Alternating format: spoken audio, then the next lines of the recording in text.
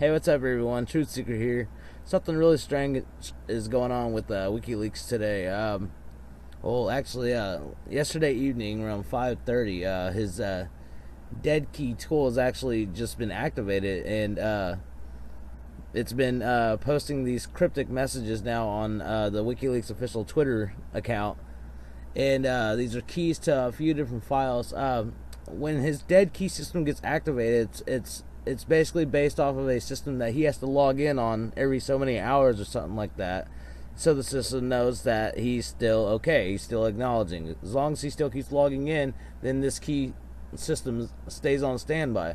But if he misses his login, so if something happens to him, if he dies, if he gets arrested or anything like that, this system automatically will start posting all the stuff. It will start leaking everything. It will start leaking all the documents, and that's what's just been activated.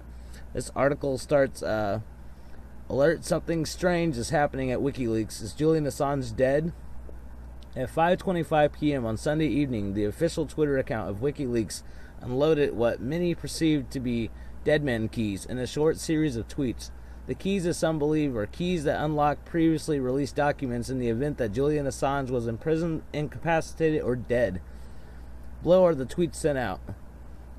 These are them right here. As you can see, there's one title for UKFCO, one for Ecuador, and one for John Kerry. And they all got a hash code for them. It says, the interwebs is obviously now abuzz with rumors and theories. There is no word or confirmation from Assange or WikiLeaks. There is an interesting note from Anonymous. In the note it states, I'm a low-level intelligence officer, not CIA. The tweets are SHA-256 hashes, not keys. Signify that the files to come are real. Read it here first. Ecuador has caved to pressure from Clinton and co. Assange is being extradited. The situation is very fluid, and he has threatened to kill himself if removed from the embassy. The file hash is directed at Secretary Kerry as direct threat. No, I don't have any proof I can share. These are Diplo cables I'm getting from this. But Assange will likely be either imprisoned or dead within 12 hours. If they get me for sharing this, at least I died a patriot. No confirmation either way on this, but it's definitely the case something strange is happening. Or at the very least, some big information is coming via WikiLeaks in the very near future. So this is kind of trippy that this is happening. I mean, there's a few theories that I thought about that, one is obviously something happened to him. But another theory is maybe they successfully disconnected him from the internet. Maybe he has no way of logging into the system anymore. At least that's what I'm hoping. I'm hoping that's all it is. If something happened to him, then this is nuts, dude. This is some scary-ass times. I'm hoping this is just some kind of an error. I'm hoping that, Julian Assange is actually okay, because, if something really does happen to him, dude, and this is going to be some scary, scary times. This guy, to me and to a lot of people, is a hero. He really is a hero. And so, I don't know. Let's just hope that everything's okay. I'm hoping that it's what I'm thinking, that maybe they just disconnected his internet, pretty much. They're keeping him from being able to connect now. They probably got his cell phone signal jammed and everything else, so I'm hoping that's all it is. But I'll keep you updated on anything further that happens.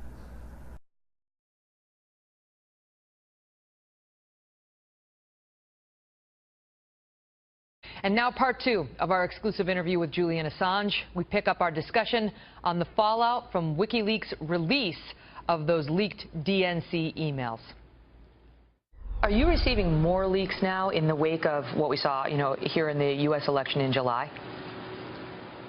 Yes, every time, of course, that we have a big publication, there's a lot of reportage, and sources see this and they go, okay, WikiLeaks works. I'll give them my stuff.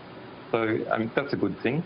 Unfortunately, it means that we're drowning, having to work around the clock. There was a lot of speculation here in the United States that perhaps Russia was behind the hack of the DNC. I know you're not giving up your source, but there was also speculation about whether your source was inside the DNC and whether it may have potentially been a man named Seth Rich who was killed. He was shot in what police initially said looked like a robbery just last month. You came out in an interview with Dutch television and mentioned Seth Rich in a discussion about whistleblowers and the need to protect them. And WikiLeaks, in fact, offered $20,000 for information leading to the arrest of Seth Rich's killer. Why are you so interested in Seth Rich's killer? We're very interested in anything that might be a threat to alleged WikiLeaks sources. The police have offered $25,000. We have offered $20,000. We're not saying that Seth Rich's death necessarily is connected to our publications. That's something that has to be established. But if there's any question about a source of WikiLeaks being threatened, then people can be assured that this organization will go after anyone who may have been involved in some kind of attempt to coerce or possibly, in this case, kill a potential source. Do you have any suspicions on who may have been behind his murder? We have received a variety of information. We will be forwarding that information to the police. I don't think the information so far is enough to start pointing any direct fingers. We don't want to compromise the police investigation. Trying to read you, Julian, and whether you, I know you don't want to reveal your source, but it certainly sounds like you're suggesting a man who leaked information to WikiLeaks was then murdered.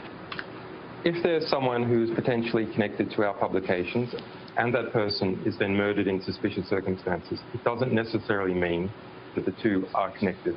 But it is a very serious matter that type of allegation is very serious, and it's taken very seriously by us.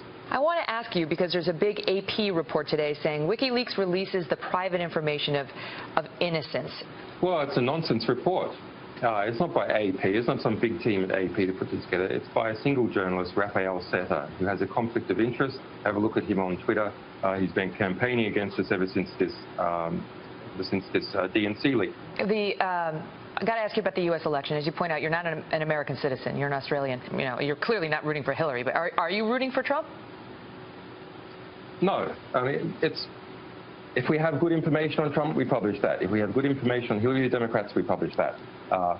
You know, I would like to believe that no media organization in the United States would not have published the DNC emails. But I don't think that's true, actually. I think MSNBC wouldn't have published them. I think the New York Times wouldn't have published most of them. And that's sad. There's incredible politicization in this election of the media.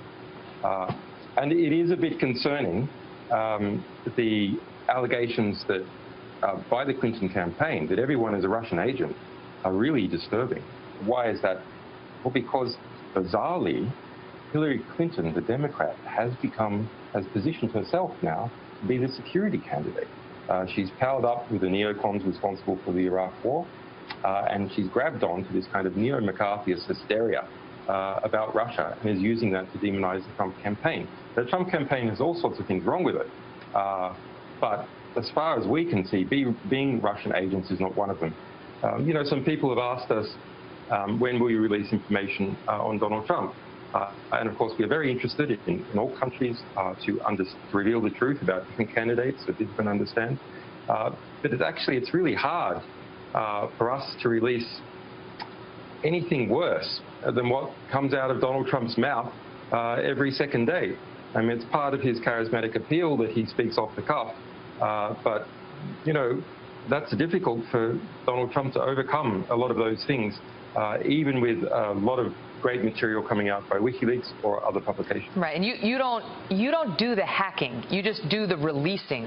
And And, you know, there have been some leaks about our military, including one back in 2007 that was controversial. You guys released video of an Apache helicopter in Baghdad, and sure enough, the United States had killed 2 Reuters photographers, and some children were injured.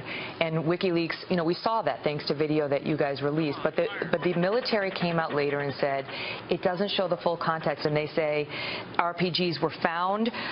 Ground troops leader discovered 2 RPGs, an RPG launcher, a rifle where this group had been clustered.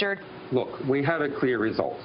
The US government had to admit in court under oath in 2013 that not a single person that it could find had been harmed as a result of our disclosures. Do you need to be more careful? What say you to the charge that these releases need to be screened better by WikiLeaks if you're going to do it at all? Well, let's backstep. So what exactly is the allegation here? The allegation is that WikiLeaks is publishing too much true information. But private, confidential information. Half of that, we agree. We publish a lot of information, and it's had a perfect record so far. Julian Assange, the man who may hold the October surprise, or perhaps September. We'll have to wait to find out. Thank you so much for being here. Thank you, Mika.